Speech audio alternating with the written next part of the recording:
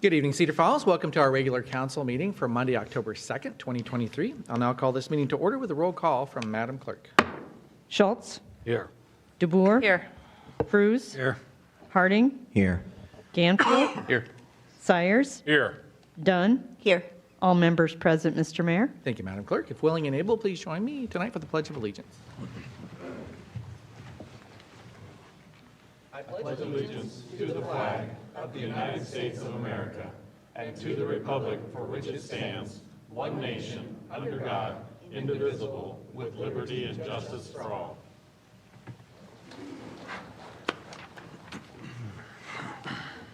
Thank you. Our first item tonight will be the approval of the minutes from the last meeting. Is there a motion to approve September 18th? Second. Moved and seconded. Any changes, discussion? Any from the public? So all in favor say aye. Aye. Opposed? That does pass then. Madam Clerk, do we have any agenda revisions tonight? I have no agenda revisions, Mr. Mayor. All right, thank you. If council would indulge me, I'd like to move item 9 forward. That is our recommendations to the mayor for appointment of members to boards and commissions, just so we can have them processed through to the first part of the meeting. If no objections, then item 9 is approving the following recommendations of the mayor relative. Can I ask a comment on that, if I may? When we move items that seem benign to the front of the meeting, somebody who might be coming to the meeting in anticipation of speaking for that topic that's later might miss out on a chance to comment. I guess that's the only thing I'm thinking of. And I would normally think that, but in this case, it's just for boards and commissions. So that's why I asked for that discretion. Yeah, thank you. And I certainly would take that into account for a controversial topic. So with those items, is there a motion to approve the recommendations? So move. Moved and seconded. I know council would like to meet the applicants or those that are forward for appointment. So we have on the list Jack Yates, Andrew Schroll, Roger White, John DeGroot, and Lori Young. So if you could please stand if you're here tonight. I want to thank you so much for coming this evening to be part of our boards and commissions officially, since you were on originally the committee. So glad to have you. Does council have any questions or comments? Mr. Mayor, Yes. I think I appreciate their willingness to volunteer and having served many years in that commission capacity without being the official board. So thank you in advance of your coming service. I just wanted to ask a logistic question. Why in these applications are there no addresses? And it seems an incomplete application. I didn't notice that as a normal precedent. Sure. So those were in the originally. They've been removed for PII for the sake of addressing, just like we're trying to do for the people coming forward. We're asking for city. So we do have that information if you'd like to see that behind the scenes. And if the council would like to have that restored, we certainly could do that. But we just try to limit some of that information that's getting out to the public. Yeah, I appreciate that clarification. My only question or concern would be accessibility of these folks that are representative citizens in their own right. I guess I'm in favor of putting it in there or removing it from the application. Okay. Mr. Mayor? Yes. I would be in favor of at least putting the town, like you've done when they do in public forum, they don't state their address, but at least state your town. Okay. So I think it would be nice to know if they're Cedar Falls residents or not. All right. Is that any concern there, Dr. Odenbeck? Okay, thank you. Yes, so we'll do that in the future. Appreciate the comments. So any public comment for this? Then moved and seconded. All in favor say aye. Aye. Opposed? Okay, thank you. So that passes. Well, thank you very much for your joining the commission. You're welcome to stay for the meeting if you like. And I do that especially because we're asking them to come here on our behalf. So I wanted to honor that volunteerism they're giving already. With that, back to our regular agenda, that moves us to special presentations. I have 4 tonight. I'll come forward for that.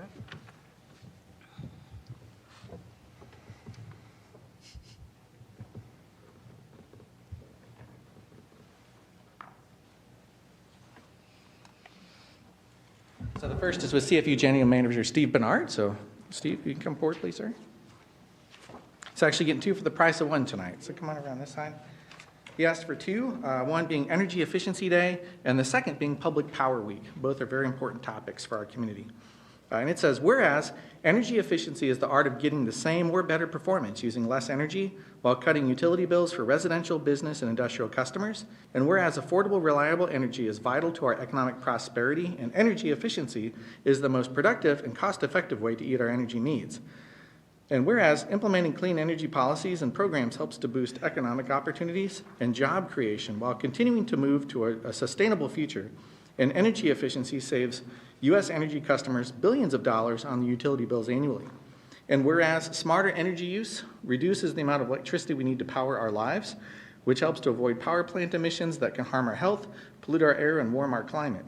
And whereas more than 2.2 million Americans work in the energy efficiency sector in local, good-paying, clean energy jobs that can't be outsourced, and increasing efficiency will create more of them.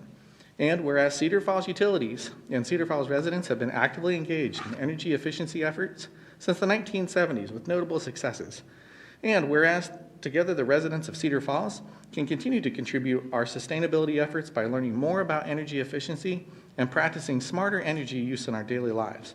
Now, therefore, I, Robert M. Green, Mayor of the City of Cedar Falls, do hereby proclaim October 4th, 2023 as Energy Efficiency Day throughout the city. And I urge all residents to learn more about energy efficiency at cfu.net/save-energy and www.energyefficiencyday.org, and to join in the city's efforts to achieve clean energy goals for the sake of future generations. Signed this 25th day of September, 2023, Mayor Robert M. Green. So this is yours, and I'll give you the second one here. This one reads, for Public Power Week, whereas Cedar Falls Utilities provides our homes, businesses, schools, and social service and local government agencies with reliable, efficient, and safe electricity, natural gas, and water services, employing sound business practices designed to ensure the best possible service at not-for-profit rates. And whereas CFU is a valuable community asset that contributes to the well-being of local citizens through energy efficiency, customer service, environmental protection, economic development, and safety awareness. And whereas CFU has also taken on additional stewardship for our community's information infrastructure through a broadband network providing internet, cable television, and telephone services, expanding community and economic development opportunities. And whereas CFU is a dependable and trustworthy institution whose local operation provides many consumer protections and continues to make our community a better place to live and work and contributes to protecting the global environment. And whereas CFU will continue to work to bring low-cost, safe, reliable, and sustainable electricity to community homes and businesses, just as it has since 1913, the year when the utility was created to serve all the citizens of Cedar Falls. Now, therefore, I, Robert M. Green, Mayor of the City of Cedar Falls, do hereby proclaim the week of October 1st through 7th, 2023 as Public Power Week throughout the city to recognize the talented experts behind the public power at CFU for their contributions to the community, and to educate ratepayers, policymakers, and employees on the benefits of public power, and to join hands with more than 2,000 other public power systems in the United States in this celebration of public power, which puts our residents, businesses, and the community before profits. Signed this 25th day of August, a little early this year, 2023, Mayor Robert M. Green. So congratulations on that as well. Yes. Yeah, that's a couple of mouthfuls, so thank you. I'm sure you'd like those to be longer. But that was They plenty originally good. were. Yeah, I know, yeah. So thank you. Just a couple of comments. The Energy Efficiency Day is so important, energy efficiency for our community in a lot of respects. Of course, it keeps money in our pockets, right? That's one thing that everybody's interested in. But there certainly are environmental benefits. There's national and energy security benefits of conserving resources. Important, in my opinion, in this day and age. So I appreciate that, and it's great to look in the crowd and see Kamyar here. Of all people in this community who have promoted energy efficiency for many years and walks the talk. So it's satisfying to see Kamyar here today as well. So thank you for that. And for Public Power Week, thank you on behalf of all the employees at CFU. We're fortunate to serve a great community here in Cedar Falls. We're proud to do that with water, electricity, natural gas, and our communication services. We know we're in a special place here in this town. I think the public ownership of our utilities has served us well for many, many years and will in the future as well. So thank you, Mayor, and thank you, Council, as well. Very much Thank you. appreciate it. Yes, thank you very much. Yeah, CFU certainly is a jewel in our local crown of what we offer to residents and prospective residents and businesses. So thank you for that and for your leadership, sir. Our second proclamation is Children's Environmental Health Day. So, Kamar, if you could come forward, please. Kamar and Cheyenne asked for this proclamation to be issued, and it states, whereas the aim of the Children's Environmental Health Day is to raise awareness about the importance of clean water, air, safe food and consumer products, healthy environments, and stable climates to children's health and development. And whereas CEH Day was created by the Children's Environmental Health Network and celebrated for the first time on October 13th, 2016. And whereas CEH Day is observed on the second Thursday of October to celebrate the progress of children's environmental health movement and to create a strong network of child health advocates. And whereas CEH Day is a national effort supported by individuals, nonprofit organizations, and government agencies. And whereas CEH Day encourages individuals and organizations to raise awareness and understanding of children's environmental health issues, seek improved protections for all children, and to perform acts of sustainability or environmental health awareness. And whereas together we can safeguard the health, safety, and well-being of children throughout our great community. Now therefore I, Robert M. Green, Mayor of the City of Cedar Falls, do hereby proclaim Thursday, October 12th, 2023 as Children's Environmental Health Day in the city. And I encourage citizens to observe the day with awareness raising and environmental health and stewardship activities to create a healthier environment for our children. Signed this 25th day of September 2023, Mayor Robert M. Green. So Mayor, congratulations. Thank you for bringing the proclamation forward to our attention. And do you have a few words for us, sir? So a specific way this plays out in Cedar Falls is that the park division is managing quite a few parks in the community without the use of weed killers. And that's a very hazardous substance that it takes a cultural change to lead. And I think the city of Cedar Falls is leading, inspiring others. You don't need to spray your lawn. And that's what one reason for this proclamation is to create public places that are safe for children. And I know earlier you were talking about also another aspect of children's health and safety in the community. So this is all related. And thanks for city's leadership on that. Thank you so much. Thank you, Mayor.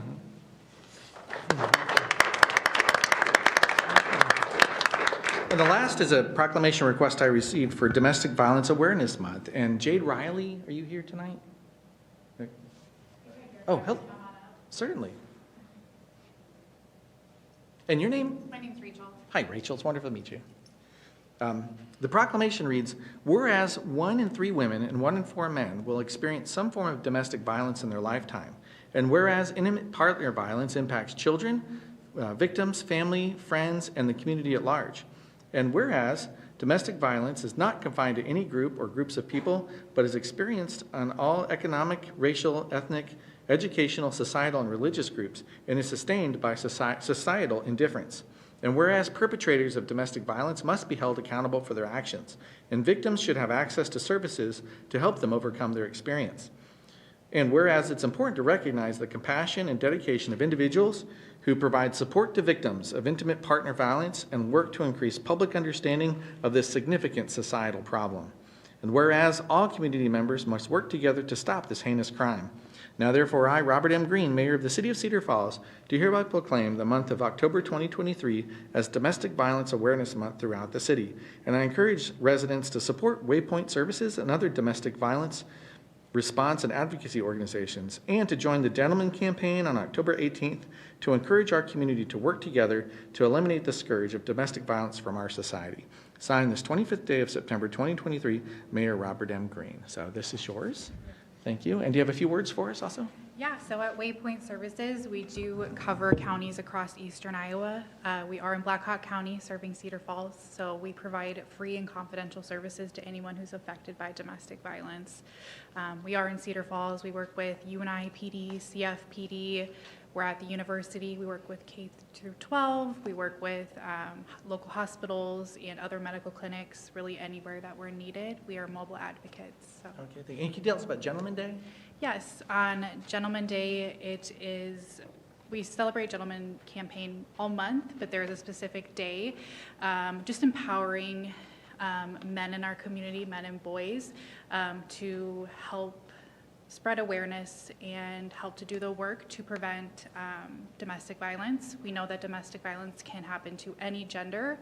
We do know statistically that men are at a higher percentage of being the perpetrators. So it is also their role to help educate their community, their friends, their family members into being gentlemen.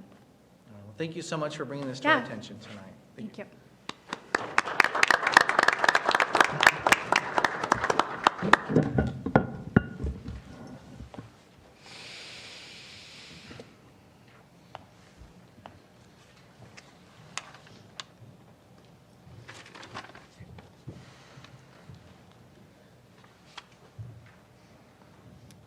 We'll now move to public forum, where speakers will have one opportunity to speak for up to 5 minutes on topics relevant to city business. Does anyone from the public request to speak tonight?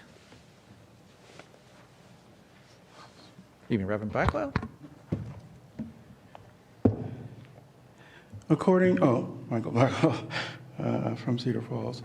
According to the best places rankings, Waterloo's livability score, meaning quality of life and affordability, is 70 out of 100 and ranks as the 9th most livable city in Iowa. According to Best Places, Cedar Falls ranks as the 8th best place to live in Iowa with an overall score of 72.8 out of 100. Now, before we celebrate too soon, let us juxtapose these two rankings with the fact that the data from 24/7 Wall Street reveal that the Waterloo-Cedar Falls metro area has been in the top 10 worst places in the country for blacks to live for a while. Hence, the racial disparities among the 11 factors comprising quality of life is drastically worse here than most metro areas in the rest of the United States. The Living Wage Calculator by MIT gives information for major cities in every county in the United States. It explores what folks should be making to be financially solvent in this manner. An individual with no children, a single parent with a child up to 2 children, a couple with 0 to 2 offspring, and one parent working, and the same with 2 parents and both working. So I suggest referring to this calculator, which will further clarify not only the ranking of the 24/7 Wall Street report, but also the state of affairs of many in the middle class and below, regardless of background. Certainly we can use these statistics to seek governmental grants and corporate assistance to diminish these deficits and improve the quality of life for residents in our metro area, especially, though not solely, for those who are suffering the most. We must use these stark and disheartening conditions as one means towards diminishing their effects, prioritizing what can be done immediately with a perspective that we will be assiduously pursuing and enacting effective measures because they are urgent. As the saying goes, as long as people hunger, as long as people thirst, and ignorance and illness and warfare do their worst, as long as there is injustice in any of God's lands, we are our neighbor's keeper and dare not wash our hands. Finally, I urge the mayors and councilors in our metropolitan area come together to discuss strategies aimed at furthering the quality of life for all people, as well as solicit community members to join in this substantive endeavor.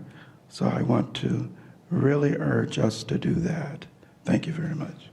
Thank you, Reverend Blackwell. Does anyone else wish to speak for public forum tonight?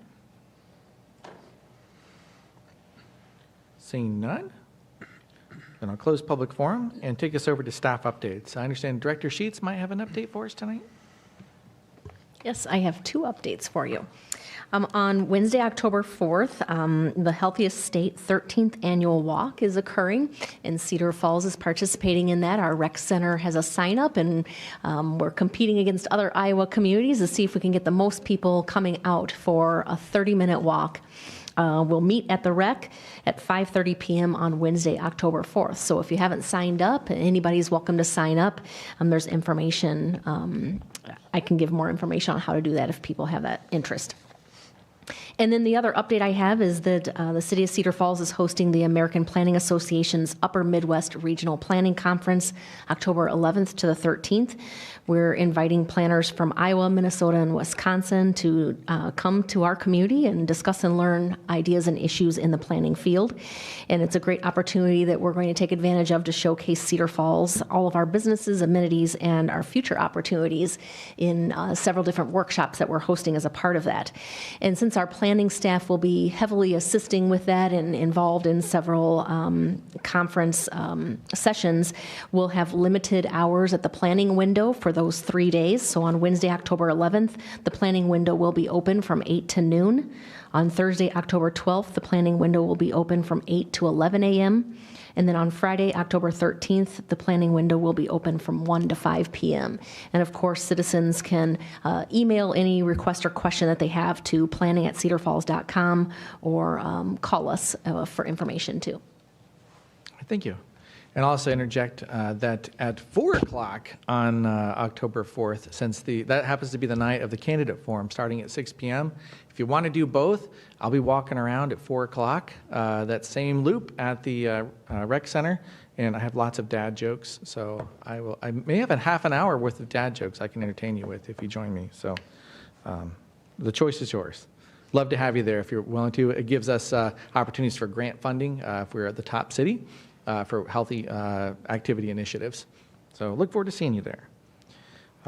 Mr. Mayor? Yes. What were the times of the candidate forum? 6 o'clock for Wednesday night. And will it be televised? I don't have the details on that. That's being done by an outside group. Oh, I'm hearing from above that. Thank you, Denny, wherever you are. Yes, it will be televised. That's a little creepy. Going into our special order of business, item 6 is a public hearing on a proposed ordinance granting a partial property tax exemption to KL Iowa 01 LLC for construction of a warehouse and manufacturing facility at 6313 Production Drive. Is there a motion to receive and file proof of publication? So moved. Second. Moved and seconded. All in favor say aye. Aye. Opposed? Okay, that passes. Madam Clerk, do we have any written communications filed on the item? I have no written communications on file, Mr. Mayor. Thank you, ma'am. And with that, for staff comments, we have Shane Graham, the city's Economic Development Coordinator. So the floor is yours, sir. Thank you, Mayor.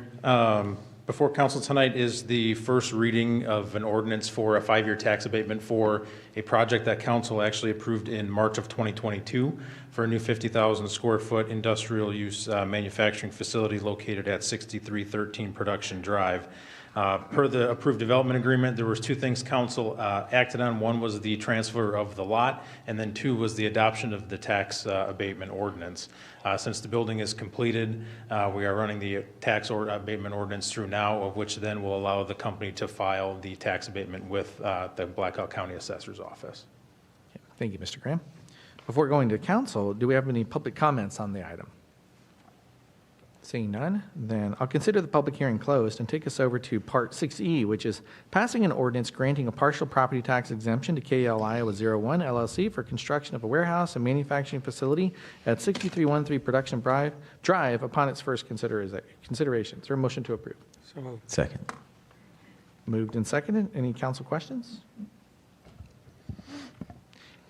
And if none, then it's been moved and seconded and requires a roll call vote.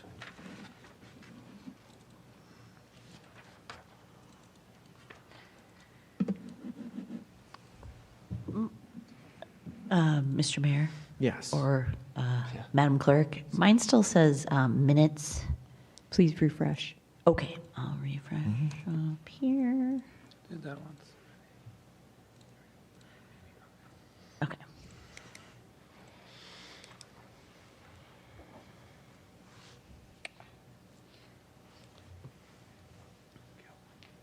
You need to do yours again. Well, mine didn't take either. No one for minutes. Hit submit. Mine took it. The same thing as me. They all went to minutes instead of. Which one? Refresh. You're good now. I did that once already. I know, I did too. I don't know. All voting aye, Mr. Mayor. Yeah, it acted like it took it. Thank you, Madam Clerk. And over to the consent calendar then, which is items that will be acted upon by voice vote on a single motion unless someone from the council or the public requests to pull an item out separately. Does anyone request to pull an item besides 9, which we've already decided? Any others? Seeing none. Any from the public that you wish to pull from the consent calendar? Okay, so is there a motion to approve the consent calendar? So moved. Second. Moved and seconded. All in favor say aye. Aye. Opposed? Okay, that does pass then. And takes us over to the resolution calendar. These items will be acted upon by a roll call vote without separate discussion on a single motion unless someone from the public requests to pull an item separately. Does anyone from the public request to pull an item? I'm going to pull 15. Okay, here we are, 15. Somebody beat me to it. So item 15 will be pulled separately. Any others to pull? Mr. Mayor, Yes, Councilor Gayfield. items 20 and 31. 20, okay. And item 31. Mr. Mayor, Yes. 28 and 29. Okay, Mr. Mayor, yes, number 24. yes, okay. Any others? Any from the public? Addition to what we've already pulled? Okay, seeing none, then I will have those items separately, which is items 15, 20, 24, 28, 29, and 31. Is there a motion to approve the resolution calendar minus those items? So moved. Second. Moved and seconded, requires a roll call vote.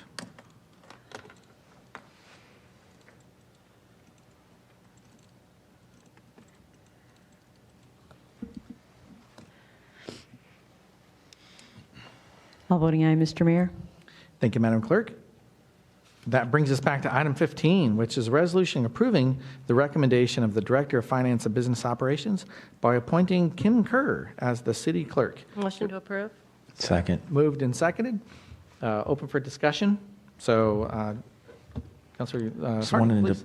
to pull this. I've had the pleasure of, sitting beside Miss Kim Kerr now for multiple years, and mostly she is the most cool, calm, and collected person. She does her job very well, and I have always liked working with her, and I really just pulled this because I've been watching her over there during this meeting, and I think I've seen her shaking her foot more than I've seen it in 4 years. So I wanted to just pull it out to continue that moment of foot shaking, and also let her know that I really appreciate her, and I think she's going to do a fantastic job. Yeah, well, we got a few folks from the staff here in the back who often don't like to be at council meetings, but we snagged you in for tonight. So, so glad to have you with us to cheer on Kim. I'll say too, as part of the interview process wasn't formally required per the ordinance. It's a recommendation from the Director of Finance Business Operations to council directly, which is a little unusual. But we still had the opportunity for the Mayor Pro Tem and Chair of the Finance and Business Operations Committee, Kelly Dunn, to sit down and talk with her for about an hour last week. And just the depth of knowledge that she has, the passion she has for good government service is really inspiring. So I look forward to seeing a confirmation tonight from council. Other thoughts? Yes. Yeah. Everybody chime in. She hates being in the spotlight. Yeah, so let's put her in. Simon beat me to the punch. I echo everything he said, plus add that there's community support. People that I don't believe are employees of the city just know of your work and have sent me emails and stopped me and knew that this was up tonight and gave you high praise and great recommendation to fill some shoes that are going to be, how big are those shoes, Jackie? Pretty small. Not the literal shoes. Not the literal shoes. It's, yeah, so it's with mixed emotions, I think, for a lot of us that Jackie will be leaving, but we're going to be in great hands, so. All right, and she'll still be the fairy godmother for the city, right? Keep us on track. Other thoughts? I will take so it's been moved and seconded to approve and requires a roll call vote.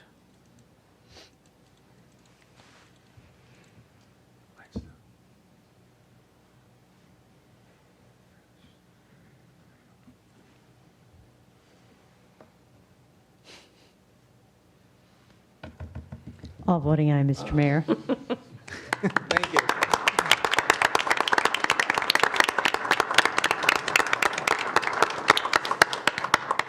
You can leave if you want, but, okay, fair enough. Moving on, that takes us to item 20, which is a resolution approving and authorizing execution of an agreement with Spyglass Group, LLC, to provide an audit of the city's telephone billing. Is there a motion to approve? So move. Second. Moved and seconded. Councilor Gainville, you had a question or comment on it? Mr. Mayor, I've got a question and potential comment for Julie or whomever could answer this. With the Spyglass Group, as I read it, they're looking for savings in our telecom billing. And it says that they would then receive the difference of that savings. And I don't see the specified end date of that payment. It's 1 year. So essentially, we'll get the savings after that Yeah. year as they'll do the work of adjusting. Exactly. Okay. And then just last follow-up, is this overtaxing on our staff internally? Do we not have the bandwidth to be able to do this? I actually checked out, because I kind of put them off for a while, they've been after me. I checked out, they just recently did it in Waterloo, and I asked how much time it took from the IT director there, and he said it really wasn't that bad, that it was probably worth doing. They actually utilized or realized almost $11,000 of savings that they benefited from. So I thought, well, maybe it's the time to take a look. Okay. And I want to make sure I state the question. Conversely, do we not have staff time internally to investigate those potential savings? We need to use this consultancy? I think part of it's like knowing the the taxes that may or may not be charged, or the service fees, and their knowledge of that, I think, is a lot where the savings come from. Okay. Thank you. Any other questions? Any from the public? Okay, then it's been moved and seconded and requires a roll call vote.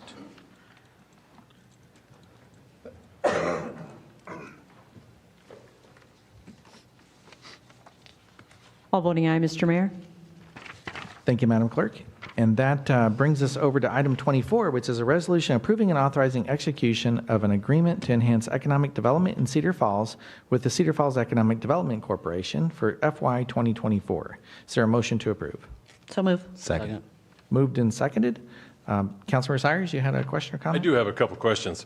I see ex-Mayor Brown is in here.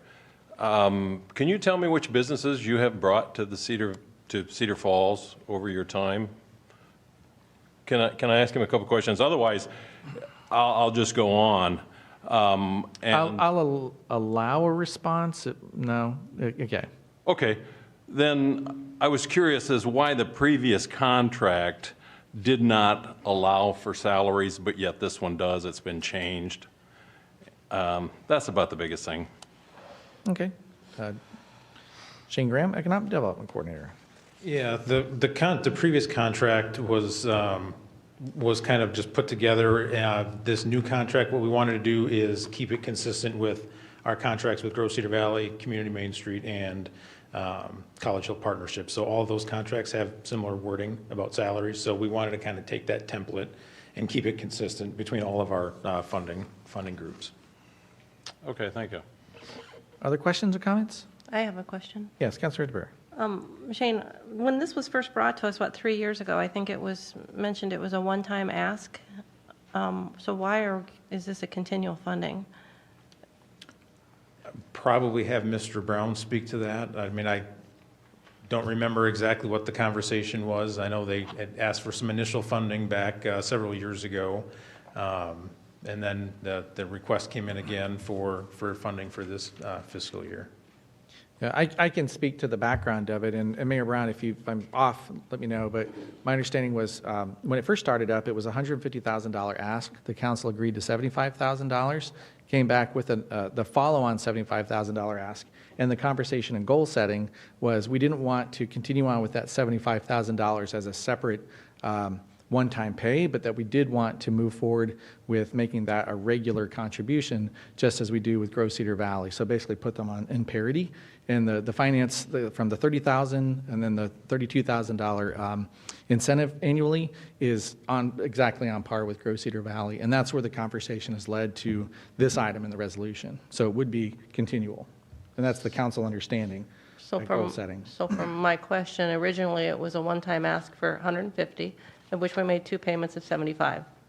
My understanding was just one payment, correct? Of $75,000? We didn't do the second pay. It's okay to come up now. Yeah, please.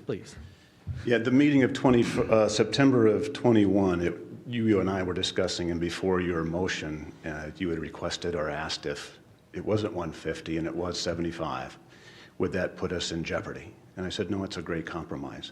And I said very specifically, but don't be surprised because there's another 75 out there per goal setting, which was also part of the motion.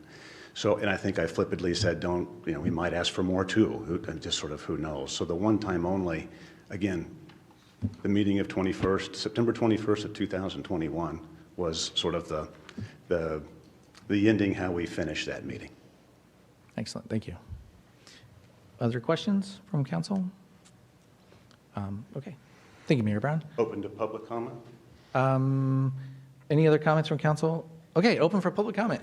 Please, take the floor, sir. I know there's another question from Councilman Sires, and I find it interesting that it's an ask. It's been covered a couple of times when we first came to City Council, the last City Council. We didn't know what we didn't know. It was a startup. So we have done things that we did list in that original conversation, and we've done things that we didn't list in that conversation. It took until the spring of 22, so just 6-7 months later, with the board of directors, of which now we have 30, came together and said, this is what we're kind of made to do. And there's 6 goals, which are in the contract. And I think I've updated the council as well towards those 6 goals. So to that end, no, there hasn't been any specific, here's a place, and here's because of us, and here's where the taxes are coming in. I will say, as a little bit of an update, last year, almost a year ago, with our partnership with the city, Shane Graham and I went to the Netherlands to talk to some companies that are here in Cedar Falls, based out of the Netherlands, and then we had some other prospects to go talk to. And in doing so, and here's the interesting thing is, so that this is a partnership, that's all we're asking for here, not a handout, just a partnership. So Shane and I, 2 partners from the city, and ironically, to put a kind of an exclamation on there, Lisa Scoble from our other partners, she gave us some information, so we did our thing. And as of this coming week, we have one of those companies coming for the second time to visit. We've risen to the top of the top cities where they can put it's a fascinating company, to put their North America business in Cedar Falls. So there again, it's the return on investment, I think, for you folks to take a look at. At least I would see that as a return on investment. It'd be huge, uncalculable, just for one time, a swing at the plate, and maybe we get a company come from the Netherlands that would house themselves into the industrial park. And just briefly, the housing assessment, we're really working very hard on that, partnering with housing developers. I think you may recall the big takeaway for a lot of us at the CFEDC was that we're 1,000 homes behind. I shouldn't say homes, dwellings, because it could also be some different density areas there too. The mall, as I mentioned a few months ago, is kind of on hold, but we are kicking back conversations with them. The last communication we had with them was 3 months ago. 3 weeks ago, so we'll see where that kind of ends up. I'll end with this for my public comments, and I have my notes here from goal setting, and it was interesting because I just wanted to point out again, the comment was made, private and public money is wrong. Public money, folks looking for partners for private folks, which is the CFEDC, we're a private nonprofit corporation. Those are wrong. Well, if those are wrong, we wouldn't have the plaza. We wouldn't have the place to play park for folks, the little ones and folks with special needs. We wouldn't have what pickleball has had and what they're trying to expand. And we wouldn't have the River Improvement Project. There's a committee I got invited to. There's a committee with that to raise $500,000 of private money. It happens all the time, across the country. You folks are going to get a lot of distractors. The good news, or at least as I would ask you to look at, is you also have very good supporters in the community, because we have this startup, now we're starting our 3rd year, and we have 30 organizations with individuals who have supported it with their dollars. And it's not small dollars. Those folks, those 30, have looked at this and said, this is worth it to help serve the city long term. I guess I would leave, again, with the return on investment, but why wouldn't you invest? Why wouldn't you partner with the group that I'm describing, with the amount of money that we're asking for, partnership dollars? I promise you that return on investment will come back manyfold. Thank you. Thank you, Mayor Brown. Yeah, economic development certainly is a long game, and seeing major wins takes time. So I fully support this this request, this ask. Seeing how much it's done well for Marion and other cities that use an economic development corporation. So appreciate your comments, Mayor Brown. Any other comments from council? Actually, from the public, yes, please. Name and city for the record. Good evening, Josh Wilson, Cedar Falls. Don't really have a dog in this fight, but I do have a few questions, and this seems like a good place to address them. I went back and was watching the goal-setting meeting. It was actually really hard to hear. There's just like a tape recorder sitting on the table, so it wasn't easy. Maybe we can look into fixing that in years past, just a comment. But it looks like we give money to several different groups: Grow Cedar Valley, CFEDC, College Hill Partnership, and Downtown Main Street were all listed, I think, in the same bucket. Correct me if I'm wrong, but I think there's a huge discrepancy in what we give to Grow Cedar Valley, Community Main Street, compared to like the Hill, which you were talking about at committee today, and how there hasn't been much action on the Hill in 2 years. Well, they only get, according to what I saw, like $4,500 from the city, and so I guess I'd like to know like how we decide which group gets what amount, I guess is what I'm asking. And then my only other question is how board members are selected. Maybe Mr. Brown or someone knows how the board members are selected for the CFCDC, because the city administrator actually is on the board. I don't know if he's a voting member or ex officio member. I would hope he's not a voting member, because to me that seems like a conflict of interest to have the city administrator sitting on the board when the city is providing funding. So thank you. Okay, thank you for your comments. In terms of the board, I would recommend talking with Mayor Brown after, for what the makeup is. That's their organization's setup. City administrator works for you guys. Well, again, I would.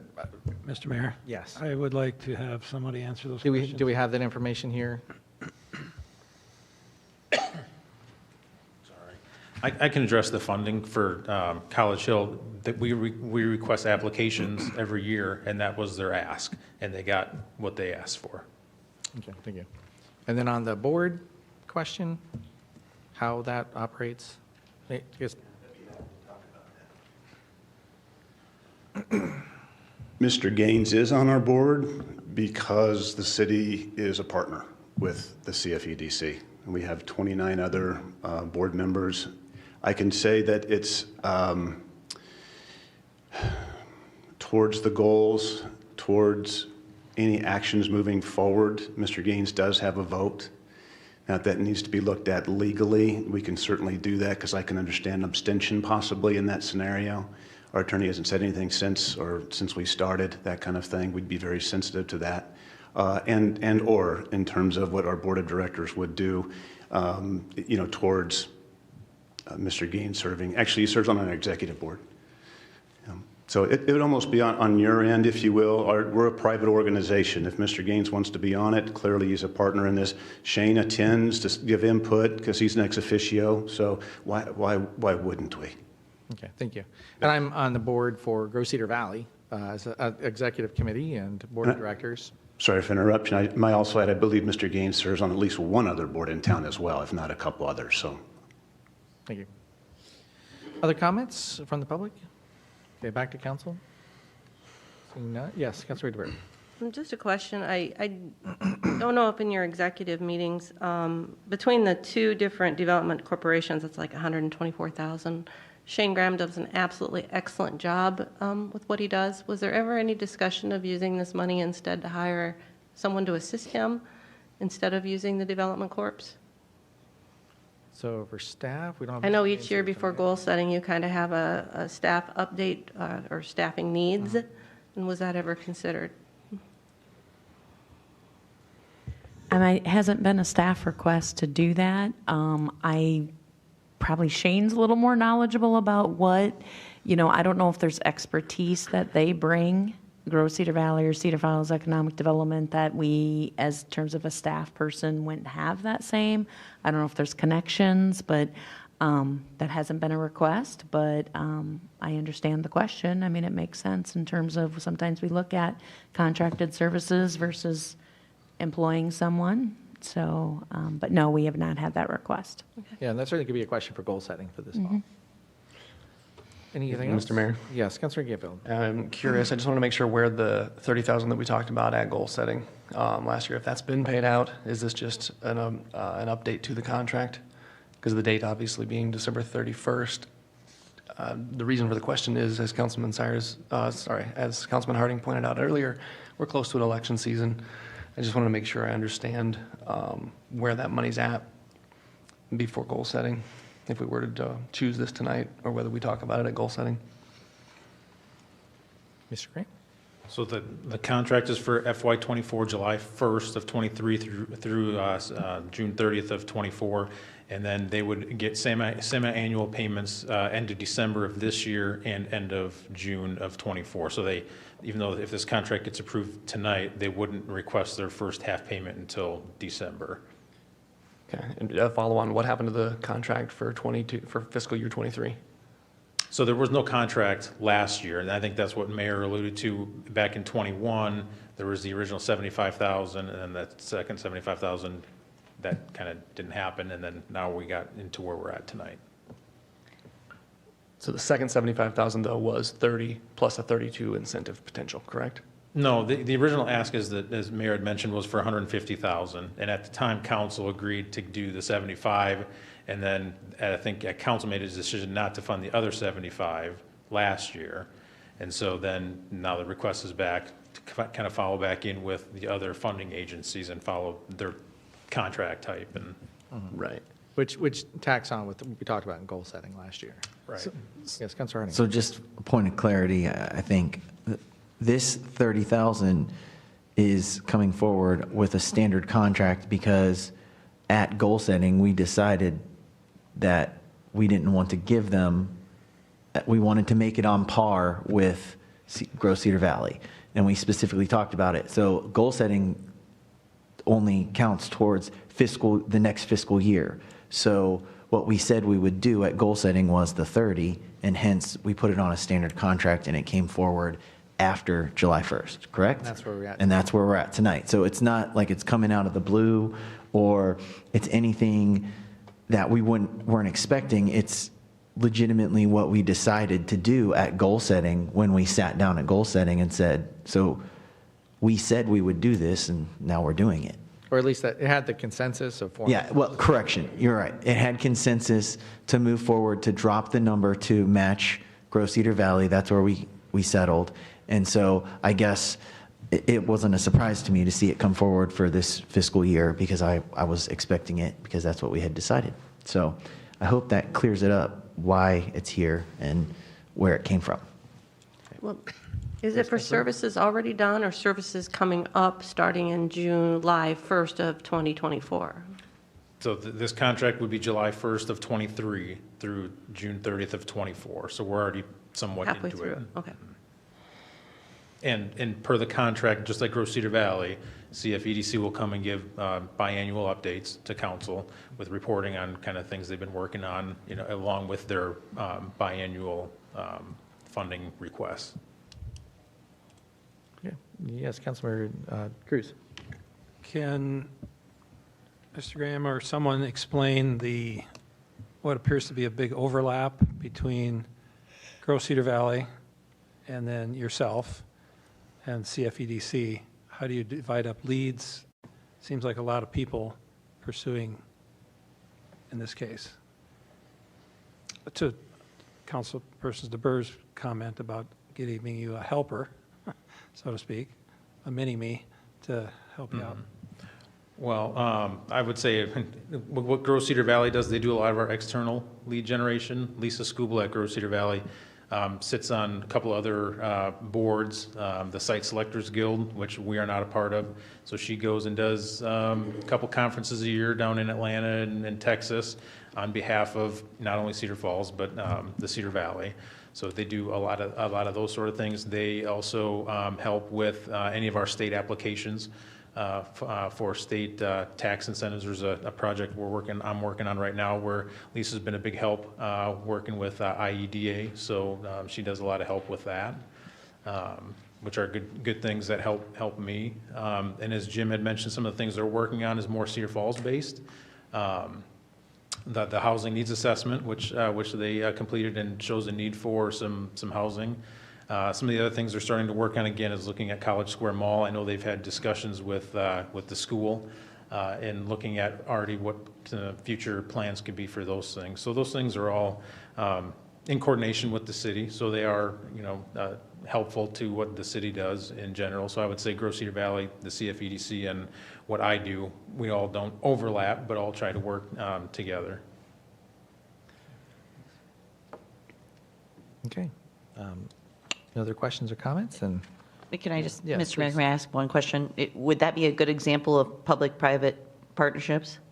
Because they're a private partnership, like, for instance, if who knows what's going to happen, or but if one of those entities, the mall or the school, it's something that probably the city's not going to do on their own, but we work together possibly to ensure maybe the best outcome for that site. Yes, yeah, absolutely. I know some of the meetings that Jim has already been a part of with the mall owners. I mean, those are things him and that he's taken and met out in Las Vegas with the owners of the mall. I mean, that's just something that would have taken a lot of time and resources from in-house staff that they've already kind of taken the lead on making those connections and starting those conversations. Thank you. any other questions or comments? Okay. Mr. Mayor? Yes, come forward. I'm just trying to ask Shane if you could help me understand, or Mr. Graham, sorry, if you could help me understand. We've got a regional development with Cedar Valley, right, Grove Cedar Valley, and we've got a locality development with CFEDC, and we've got you on staff retainer, as it were, to develop economic development within the city of Cedar Falls as well. If I'm buying an item in the industrial park, who gets credit for that sale when it comes to the incentivizing side of it? The reason I'm asking for how we do things here is Ames local EDC is regional. They don't compartmentalize and then both get paid for the same result. How would we do that in an instance where Mayor Brown referenced bringing in something in concert with Grove Cedar Valley? Who gets the credit for that sale and development? Well, I mean, I guess it just depends on where those conversations started. If Mr. Brown ends up talking to someone in his conversations and says, hey, we got a spot for you in Cedar Falls, and then passes that off to me, I mean, sure, I think that would make perfect sense for the EDC to take some credit for that. Now, from my standpoint, I get calls, weekly. I'm in probably 10 different conversations right now with companies that have just reached out to me directly, and then same with Grove Cedar Valley. Lisa, as part of her economic, their lead generation, they've done some lead generation campaigns, will pass things along to me, and if we land a project that they were initially part of, I mean, I would think it would make sense for them to take some of the credit for that as well. But ultimately, things do get passed on to the city, as my job is to bring things forward to council for review and approval. So, but in instances where like the EDC or Grove Cedar Valley are those initial call takers, for them to take credit for some of those would be warranted, I think. Yes, Councilor Harding. I guess I would question the validity of taking credit. It doesn't really seem like and maybe I'm thinking about it different, but it doesn't really seem like I did this or I did that. The board is comprised of 30 people in our community that are of all different various walks of businesses, housing, development, and what we're paying for, or the way I look at it, which, some people may not look at it that way, and that's okay, is we're paying for this expertise, this board, to this connections. You're paying for the network. You're paying for the network of these 30 people that are highly influential, that have this hold of all these different facets of the economy. And to partner with that, it's the potential, it's the long game to bring stuff in. I can't tell you that this money is well spent. I can't. But I can tell you that the potential of what this money could bring to the city is astronomical. And we all sit up here and talk about taxes. We want taxes on the resident to be lower, and I agree. I think we want to get our taxes down. We want to lower it. The way to lower taxes in Cedar Falls is to adjust the ratio of residential to commercial and industrial. We are exponentially higher on residential, so the burden will always fall to the residential citizen every single time. We have 76%, I believe, residential, 24% commercial and industrial, even though Shane's doing a great job.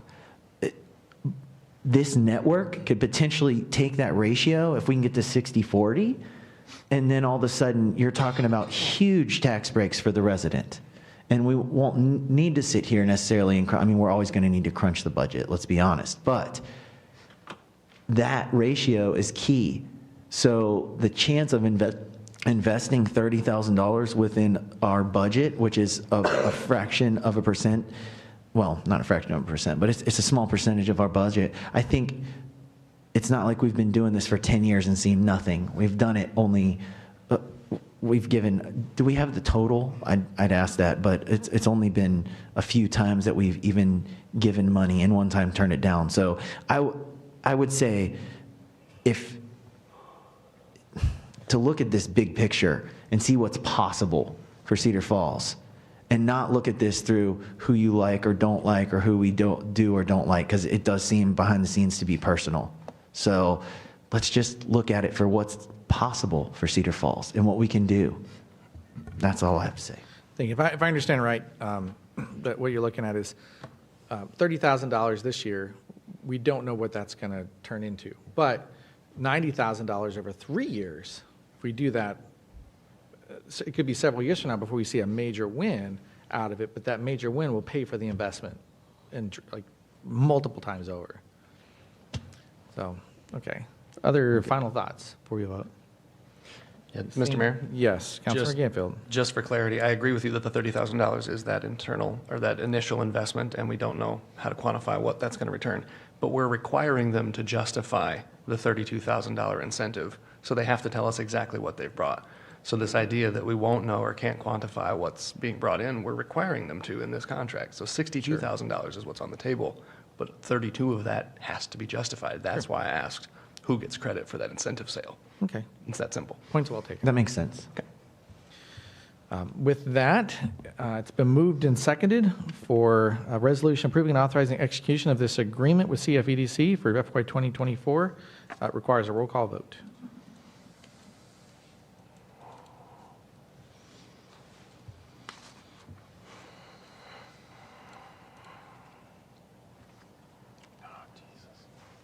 Four voting aye, 3 voting nay, Mr. Mayor. Thank you. So that does pass and takes us over to item 28. It's a resolution approving and accepting a forgivable loan agreement and real estate mortgage for property located at 3010 Iowa Street relative to the rental to single-family owner conversion incentive program. Is there a motion to approve? So move. Second. Moved and seconded. Gil, did you bring that up? I did, and I certainly didn't want to put anybody at concern that I oppose these. I think I just wanted to bring it out to discuss it more openly, that I think we are having opportunities missed because of people not knowing that the availability of this, is it $10,000, Stephanie? And Correct, per project, per correct. project. So I would ask, could you summarize 28 and 29? What is the 10,000? How do they apply? Well, that's a lot of information to give off the cuff. Well, we've had this program for a number of years now, and it's up to $10,000 to help incentivize people who might be looking at rental properties to own them and live in them that think, well, hey, this kitchen requires a lot of upgrade, or, maybe the property unfortunately wasn't cared for as well, or maybe it was split up a little bit, and so they're trying to make it more reasonable for a use for a family there. Maybe a large bedroom was split into 2 and they want to remove the wall or things like that. So the program is looking for some investment on the exterior of the home as well, because that's what makes the neighborhood impact. Because what we talked about when we established this program was that we don't want people to drive down the street and know which properties are rentals and which ones are owner occupied. So that's what the program's trying to do. If people are interested in the program, we do have information on our website. We can also talk to anybody who has questions about it. It is for a designated area at this point and certain types of improvements. And these 2 projects, if you approve them tonight, would be the only 2 that we're able to fund through the fiscal 24 funds due to council changes in the budget as that went through. Okay, thank you. All right, thank you. So if council doesn't object, we'll just take 28 and 29 together? Yep, We can do that, right? Yep. Okay. So, yeah, oh, please. Is it my understanding then the funds are used up now with these last two, or is there still? The funding for fiscal '24 would only support 2 projects, which are the 2 tonight. We still have projects that are on, some of them take a little bit longer, so, I mean, we still had some projects from fiscal '23 that are happening. Okay, so that's for item 28, that's resolution approving and accepting the forgivable loan and real estate mortgage for property at 3010 Iowa Street, and then 29 is the same at 1205 West 7th Street. Is there a motion to approve? Oh, actually, we already did that. But we didn't do the motion on the second one. Well, Correct. I better take them all I'll take it separately. So this is just 28 for 1310 Iowa Street. Requires a roll call vote.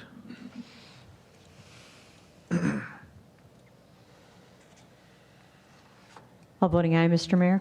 Thank you, ma'am. See, I was anticipating that look from Mr. Rogers, like, oh, I can't do this. Item 29 is the same, for resolution approving, accepting that forgivable loan real estate mortgage for property at 1205 Motion West 7th approved. Street. Move to approve, seconded, all in favor, or it requires a roll call vote.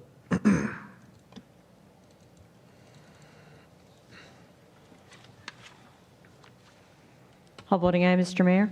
Thank you, Madam Clerk. That takes us to 31, which is resolution approving an amendment to the Pinnacle Prairie Master Plan by reducing the number of units planned for Lot 2, Pinnacle Prairie Townhomes Phase 1. Is there a motion to approve? So move. Second. Moved and seconded. Councilor Ganfield, you had a question or comment? Yeah, Mr. Mayor, thank you. I'm curious on this item. It looks like through the packet, there were a couple different times where it talks about the developer basically not doing what the original master plan talked about, deviating in a few fashions where it comes to the proximity of driveways and the number of driveway cutouts on the curb and things of that nature. So I guess I have a philosophical difference with just changing the plan instead of saying, hey, let's do it right. I'm a little bit of a truth and order guy. And so I want to make sure I'm understanding this correctly. So I don't know if JD or anybody's here that can talk about that, but they weren't abiding by the plan before. So instead of making them do it right, we're changing the plan so that they can do whatever they want. Ms. Howard? That's correct. They didn't fully follow the plan that had been approved, and so that's correct. And I'm not exactly sure how that all occurred, but those building permits were approved in the past. So it is, a legitimate question. I think what they're asking to do with this is to acknowledge what they've done in the past and then move forward with a reduction actually in the number of units approved and look at what they want to do for the remaining couple areas in the site to fully develop the area. So that is what's up for discussion. So just a follow-on question. I would have expected a recommendation of denial, if that's the case. Is that something you care to speak to, or is just we'll move on and let the past be past? Well, I think we kind of look at a number of different factors. Yes, we're not very favorable about people not following the plan that they've approved. I can't speak to how it was approved over time. The city obviously has some role in that as well, approving plans that weren't consistent. That was a number of years ago, so I can't speak to what exactly happened there. The processes, I know that we're trying to get better, and we have better software now to make sure that we catch those kinds of things. And then I think we look also if there's people in that neighborhood that are very supportive of what's been happening in the neighborhood, and we haven't seen a lot of objectors to what this proposal is.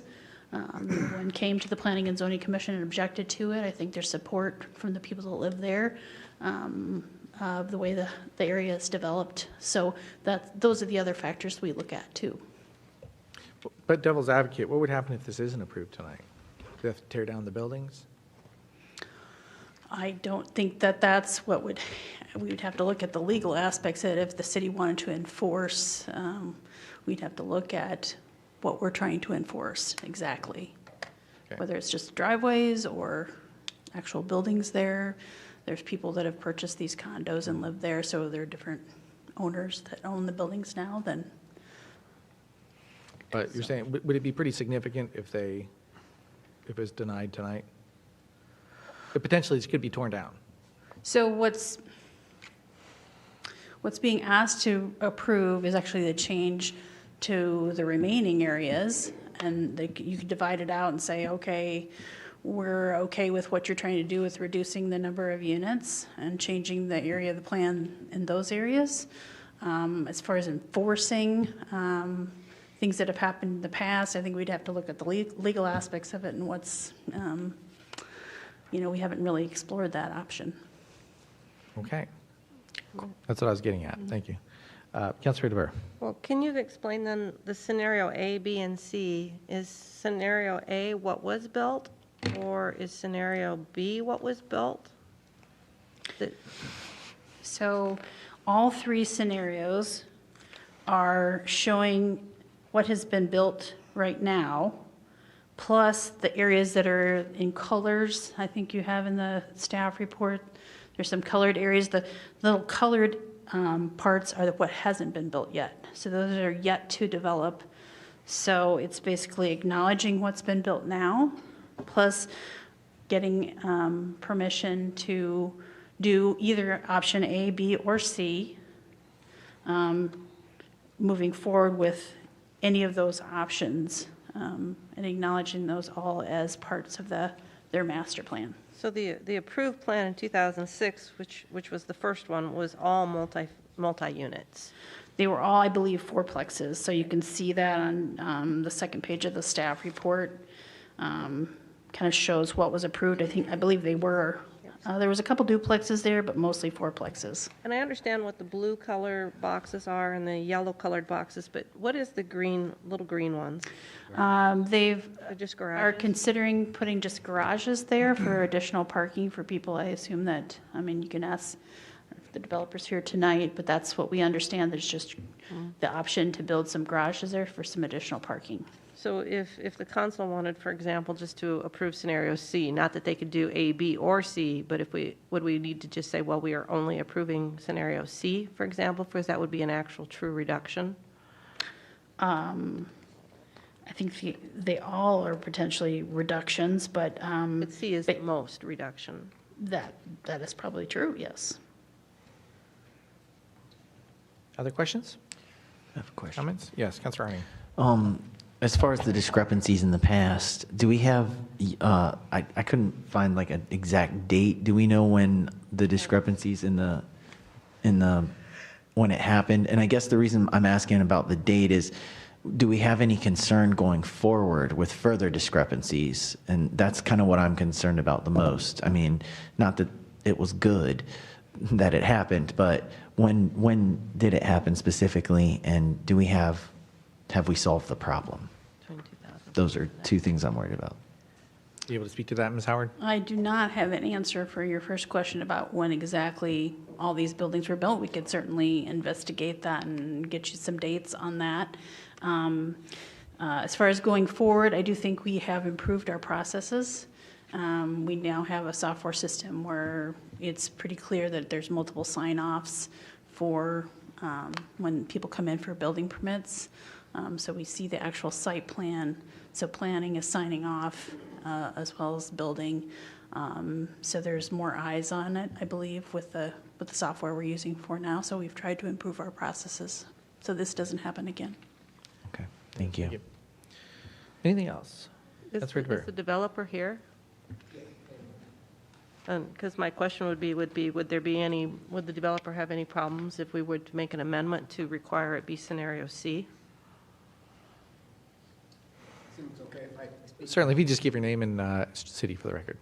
My name is Lynn Trask, and the name of the firm that's done the development is BLR, which is Brook, Ron, and Lynn, Brooke Klender, Ron Peterson, and Lynn Trask.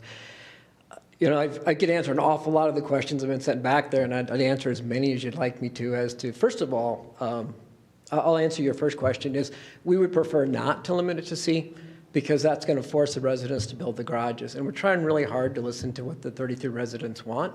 And they have annual, we've turned the HOA over to them. And the reason the garages came up is because we have a lot of two-stall garages. And a lot of people in today's world prefer third stall. And they've asked, would we build garages so that they could have the additional space without clogging up the streets or parking cars in odd places. So we would consider that. If that's what they want, we would like to do that. However, at the last meeting, they didn't get enough approval to build the 12 garages. So they asked us not to do that at this point. If that space is still available, we would then look to build either a couple single homes or a duplex in that location. But going back into it, the project started in 2006 as a true condominium project. In 2006, we did the infrastructure and we did everything to city specifications, other than we did a city street, but we still built it to city specifications.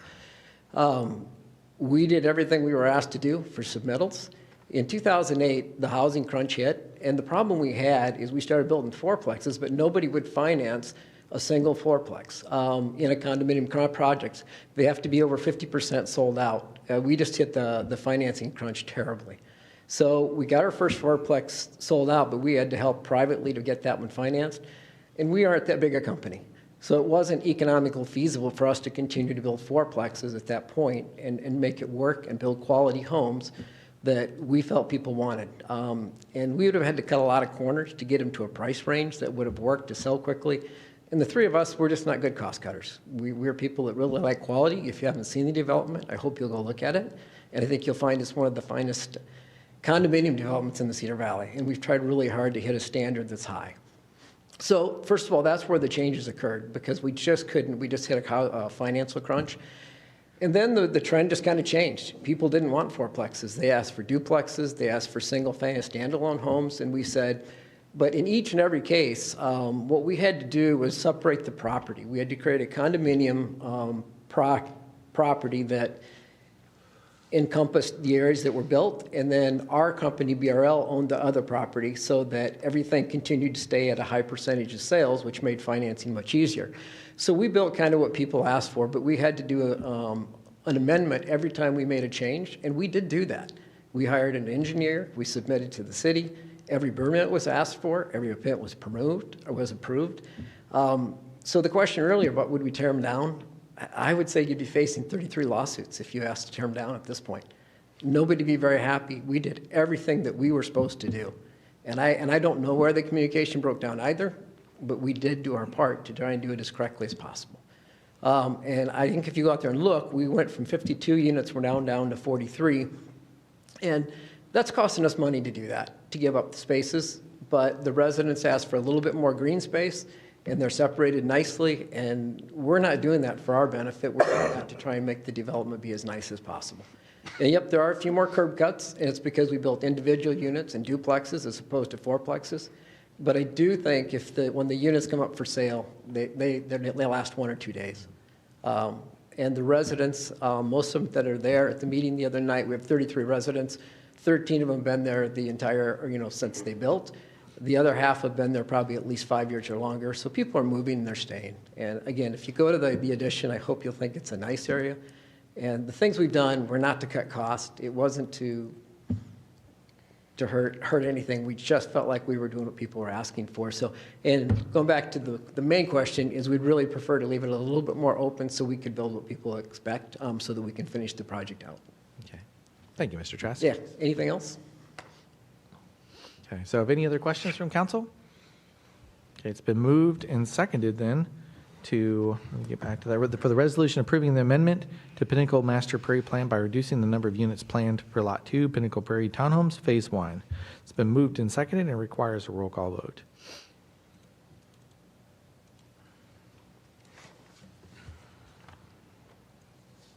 All voting aye, Mr. Mayor. Thank you, Madam Clerk. That takes us out of the resolution calendar and over into bills and claims. Is there a motion to approve bills and claims for October 2nd? Moved and seconded. All in favor, or excuse me, it requires a roll call vote. I'm getting there. Okay.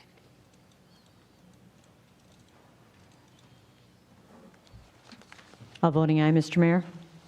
Thank you, Madam Clerk. And do we have any updates or announcements tonight? I have an update or an announcement. Yes, Councilmember DeBerg, go ahead. Well, we put Kim on the spot earlier tonight, so I think it's only fitting that we put Jackie on the spot now. Oh, you stole my thunder.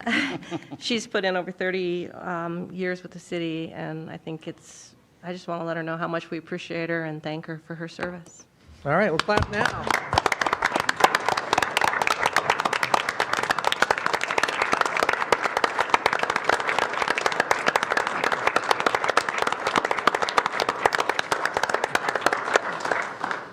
Thank you. If I could just say, it has truly been an honor serving the great citizens in this wonderful community that I live in.